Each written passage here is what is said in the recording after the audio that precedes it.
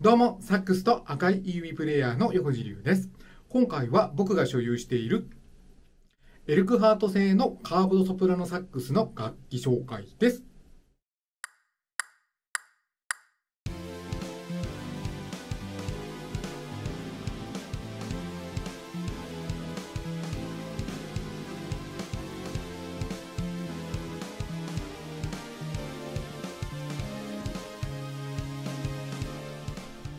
この楽器はガーネット・クローのファーストアルバムに収録されている「君のうちに着くまでずっと走っていく」のレコーディングで使用した楽器です。ヴィンテージのカーブドソプラノはキング、ブッシャー、コーンなどが有名ですが、この楽器はエルクハート製になります。このエルクハートは現在発売されているメーカーとは全く別物です。今回はそんなカーブドソプラノを僕のセッティングを含めて細かく見ていきたいと思います。まずマウスピースですが、石森管楽器さんのアーティスト系を使っています。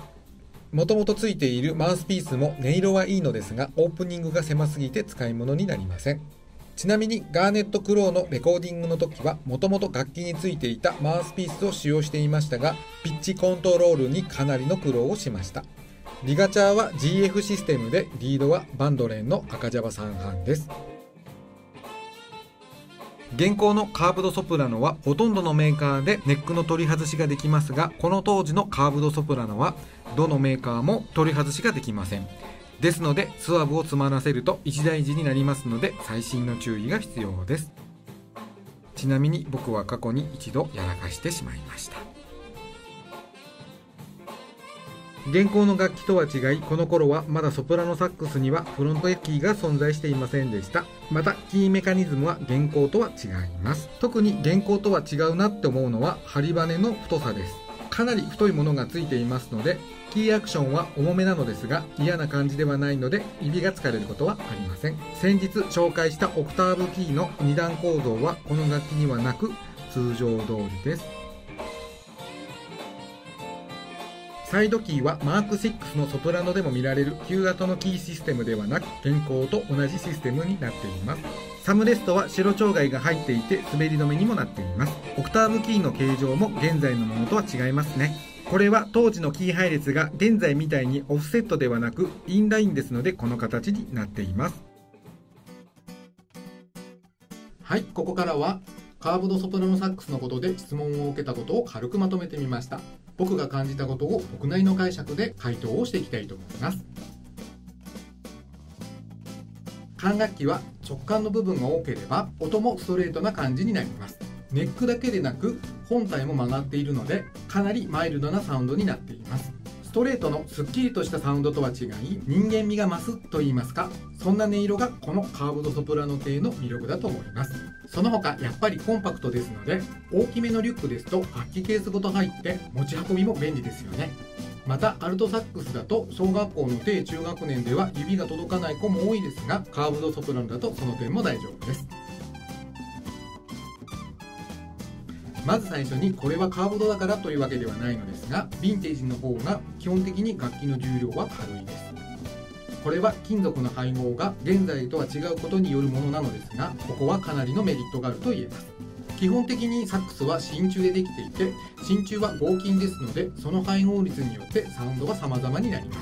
今手に入る真鍮は鉛が入っていないせいか、昔の方がサウンドに粘り気があります。また金属だけでなく、昔の方がキーデザインもシンプルなので、その分重量も軽くなっています。ただやはりデメリットもあるわけです。例えば鉛が入るとサウンドはダークになりますが、鉛はかなり柔らかい金属のため、手入れを間違えると楽器は簡単に曲がってしまうということもありえます。またシンプルなキーデザインは細かいセッティングがしにくいなどのデメリットもあります。そのことを踏まえて現行の楽器と比較すると、サウンドは思った以上にのぶとい音がし、粘り気のあるサウンドになります。また結構パワーもあり、レイブ小僧をはじめヴィンテージのカーブドソプラノを愛用する方が多いのもうなずけます。現行のカーブドソプラノは音の輪郭がはっきりとしたサウンドで、明らかにマイク乗りがいいです。また音の重心も低く、同じカーブドでも毛色が違う感じです。メンテナンスは現行の楽器とあまり変わらない気がしますが、これぐらい古い楽器ってありますと、この当時を知っているリペアマンの方に見ていただける方がいいのかなと思います。ちちなみにこの楽器は石森管楽器さんのオリジナルのパッドを使ってオーバーホールをしてもらってます。現在主流のパッドですとどうしても昔の雰囲気が出にくいので、その対策としてオーバーホールをしてもらったのですが、これがドンピシャでかなり雰囲気のいいサウンドになっています。あとかなりの盲点なのですが、ネックが取り外せないことにより付属以外の楽器ケースが見つけにくいということが挙げられます。付属の楽器ケースも当然年季が入っているので、実はこのケース問題が一番のポイントなのかもしれません。はい、今回の質問コーナーはここまで。疑問に思ったことがあればコメント欄に書き込んでください。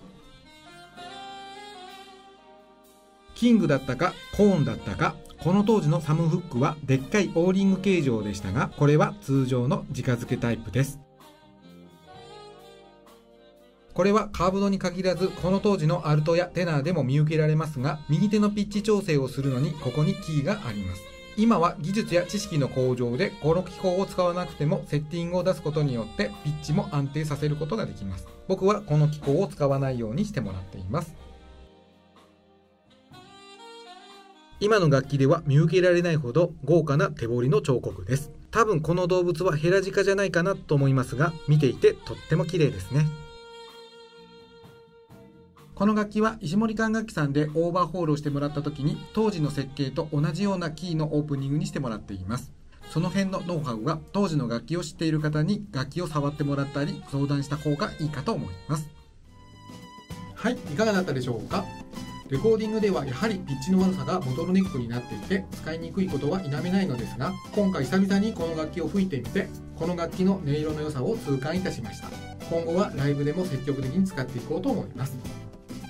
このチャンネルでは僕がアーティストのサポート、ライブツアーやレコーディングで経験をしたことをもとに効率の良い練習方法やアドリブの作り方、楽器、マウスピース、リードなどのセッティング、商品紹介など個人的な備忘録も兼ねつつ情報をシェアし、時には視聴者さんのご質問にもお答えしつつ皆様と一緒に育てていきたいなと思っているチャンネルです。またレッスンやライブ情報などは下記概要欄の方にリンクを貼ってありますのでぜひご覧ください。ご質問は僕が分かる範囲内で回答をしていきますので、お気軽にコメント欄の方に書き込んでください。今後も楽器紹介動画や Q&A コーナーなどいろいろアップしていきますので、ぜひぜひチャンネル登録と高評価ボタンの方もよろしくお願いいたします。最後までご覧くださりありがとうございます。また次回の動画でお会いいたしましょう。